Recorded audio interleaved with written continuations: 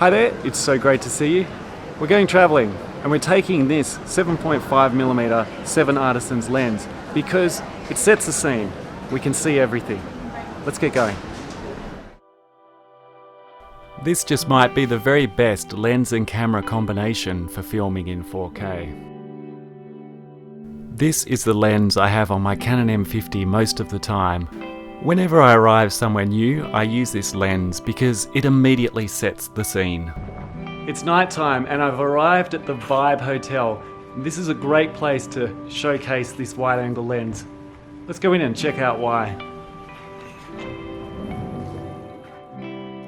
Welcome to Canberra, Australia. In a short time we'll take a car trip to the New South Wales South Coast. In this video you'll discover why this lens is so great for focusing. You'll discover the heavy crop in 4K is a real benefit with the Canon M50 using this lens. You'll see some time-lapse gold and how this lens compares to the FM range. Somewhere in this video I'm hiding an Easter egg. I reveal there is actually one other lens that may in fact be better. All shots in this video are taken using the Canon M50 in 4K with the 7Artisan lens. What a cheap lens. It comes in at 190 Australian dollars or 140 US dollars. It's also very light at 275 grams or 0.6 of a pound, which means my whole rig, including my tripod, my lens and my camera, comes in at under 1 kilo or under 2.2 pounds. When it comes time to buy this lens, please use the links below in the description, which will help support this channel. Let's interrupt the travelling to talk about focusing, because I know what you're thinking. You're thinking, a manual lens, I don't want to have to focus it all the time. And here's where the crop factor of the M50 becomes a benefit. I only use 3 settings on this 7.5mm lens to get everything in focus all the time. Right now I have the lens at one of those settings, which is 50 centimeters, so my face will be fully in focus. But you can also see from the background that that's in really good focus as well. There might be a slight blur in the distance, but that's completely acceptable.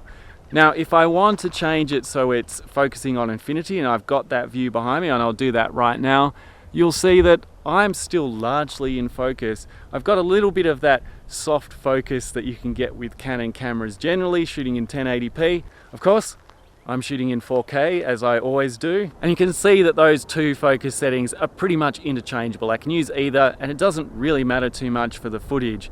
The last setting does matter. It's for really short distances and I only use it for very short distances. We're going to bring that focus ring right in close. Super close. I'm now going to go out of focus, but if I put it down to something that's very close to the camera, like this plant, suddenly that comes into focus. And you'll notice that the background is slightly blurry. So we can get a bokeh effect quite well if we come in super close to objects. And the focus distance for this lens is amazingly short. It's a hand width away from this plant. Before I head back to my travels, I'm going to shoot a few more of those super close-ups. We can use the lens to get an overview of the scene, and we can also get these close-ups which really take us there. Episode 5 in the series covered manual focus and also pulling focus in 4K. We can see the same techniques being used for this lens as we move the focus from a very close subject to the overall scene. And we're also introducing panning to the movement. And this is all handheld. This is episode 6 in the Canon M50 Masterclass series, and it's best to watch the episodes in order because each episode builds on the skills you've gained in the previous episode. The wide angle gives you some pretty amazing options with your framing. Some of the footage might seem a little bit like a GoPro or an action camera, but the Canon M50 has a better sensor. It's an APS-C sensor, and it has better dynamic range and better low light capabilities, which we'll cover later in this video. That sign's pretty high, pretty hard to read. I'm going to lift up the lens and see if we can get a tracking shot across the sign. This ability to do close-ups so well means this lens is incredibly versatile. It might be the only lens you need to take when you travel.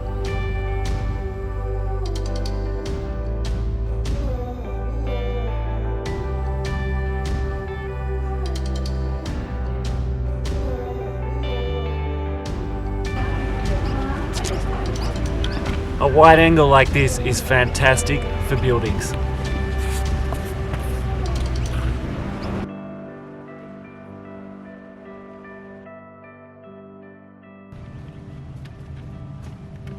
And it's great for filming people moving through buildings.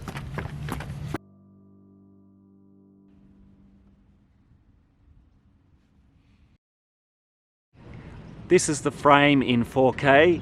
Let's switch it to 1080p. And this is the frame in 1080p. It's massively wide.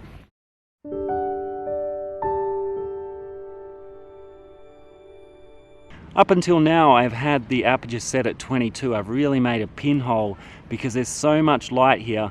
I really want to cut down on the amount of light reaching the sensor to expose properly. But if I want to isolate the foreground, I can't use an aperture of 22. I have to try and get to around 2.8.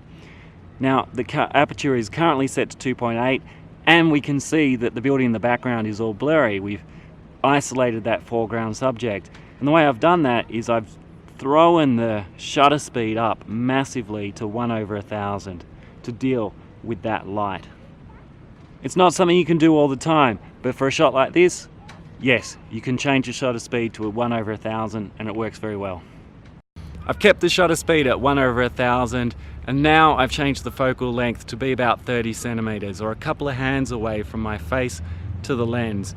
And we can see the background is still blurry with the aperture set at 2.8. But a shutter speed at 1/1000, I'm not sure that's any good. Really, if I start to move a lot, or there's some objects moving in the frame like this, we may see some strange behavior with that shutter speed. So let's drop that shutter speed back to 1/50 and set the aperture to 22 again. We get that classic fisheye distortion at the edge of the frame. We can see the building has a bit of a curve to it over here.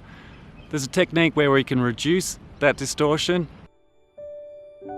I cover that technique in another video. The link is in the description below. And I shot that entire video using a Steadicam so you can see how this lens performs in a stable environment. You can't hide all the distortion in post-production, and that's because the closer you get to the lens, the more it's distorted, and you just can't hide it all. So I'm going to move the camera closer and closer to my face, and at some point it will become too distorted.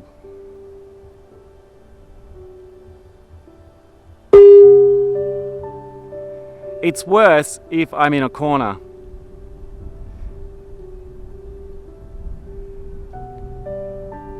Try the other hand.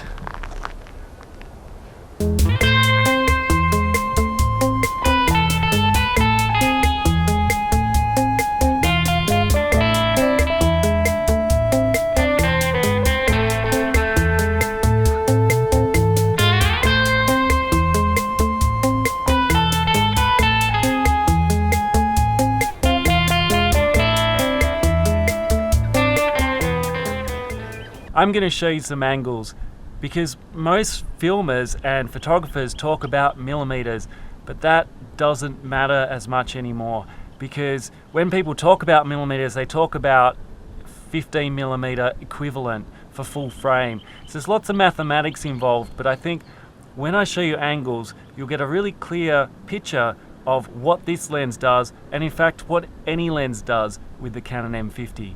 And that's important because it uses a crop factor, and we remove the distortion from the edges.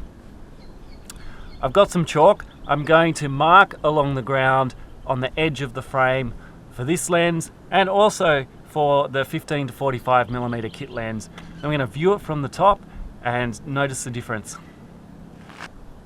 Round about here.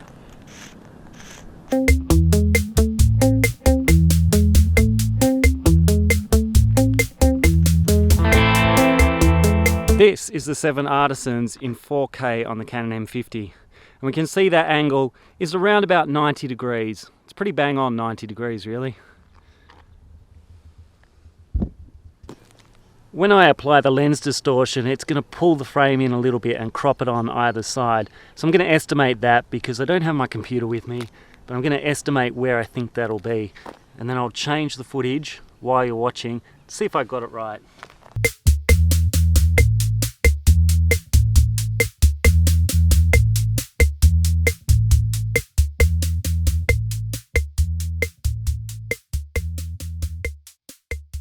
And now with the lens correction applied, I would say that that angle there between those two dotted lines is around about 87 degrees. 87.3864, roughly. Let's switch to the kit lens and see how that performs. I'm now shooting as wide as possible on the kit lens. It's at 15mm, and we can't see either of the lines from the 7Artisans. So there's one of the lines from the 7Artisans, and there's the other. So let's draw out the kit lens.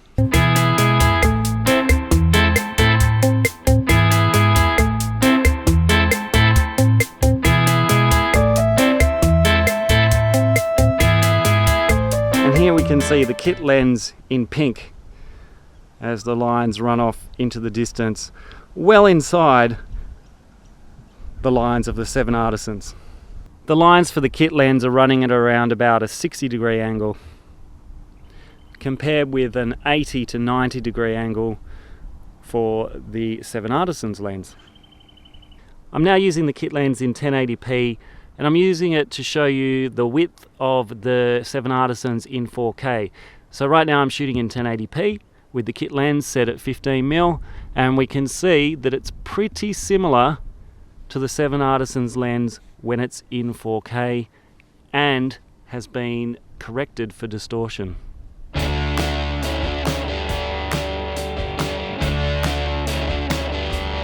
I've been rabbiting on for a while, and it's time to let this lens tell the story. So I'm going to shut up for a bit. See if you believe this lens can tell a story without dialogue.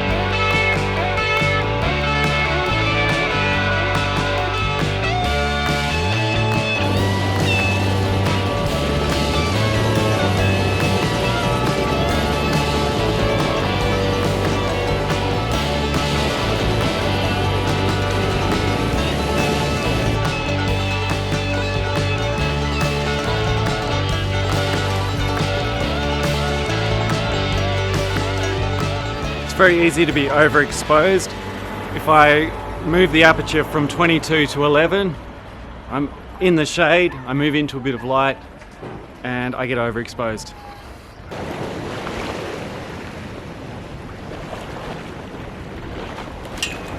We've seen how good this is when it comes to nature and when it comes to buildings. And this is how it works when it comes to people. I'm at the ANU School of Art and Design, the graduate show. There's lots of people here. What a great lens for shooting crowds and events, but more than that, it gives you a human scale. Here I'm following a friend of the family, don't worry, I'm not stalking this girl, and notice how this lens makes you part of her world. There's another fantastic YouTube channel called Every Frame a Painting, and there's a video there on a Spielberg 1er which uses a similar scale lens to this. And the point behind that is if you have actors, this lens will take you into the scene, you're between those actors, you're part of the scene. Sometimes you will want to blur out the people in the background but still show their movement. And you can use the same technique that we used earlier, which is to focus on an object in the foreground. The low light performance of this camera is pretty good. It has an aperture of 2.8, which is much better than the kit lens that comes with the Canon M50. This is an iconic bus stop from Canberra, and it's lit by one small light globe.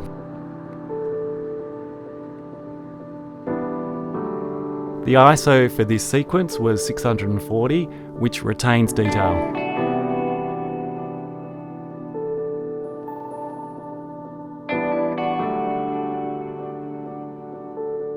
There's only a couple of downsides to this lens. It has a curved surface, and I find it picks up quite a lot of dust. It's almost like it has more static than an average lens. That's fine, you just clean it before you use it and just pay attention to the amount of dust that's on it. The second thing that is a bit of a bummer about this lens is because it's got a curved surface, you can't attach any filters, so you can't put on an ND filter or any other kind of filter. There is another lens that might be better than the 7.5 7Artisans lens, and that's the Lowlight Zero Distortion 9mm lens. It's pretty similar, but you can attach filters to that lens. Downside to that lens is it is a lot more expensive, and it is 9mm, not 7.5mm, so it doesn't give you as wide an angle of view. There weren't any studio shots in this video, and it's not a great lens for shooting in the studio. I'll cover another lens in my next video, which is great for studio work. The 7.5mm 7Artisans lens is not great for studio work. Thanks so much for subscribing. If you haven't subscribed yet, hit the subscribe button below and you'll become a better filmmaker.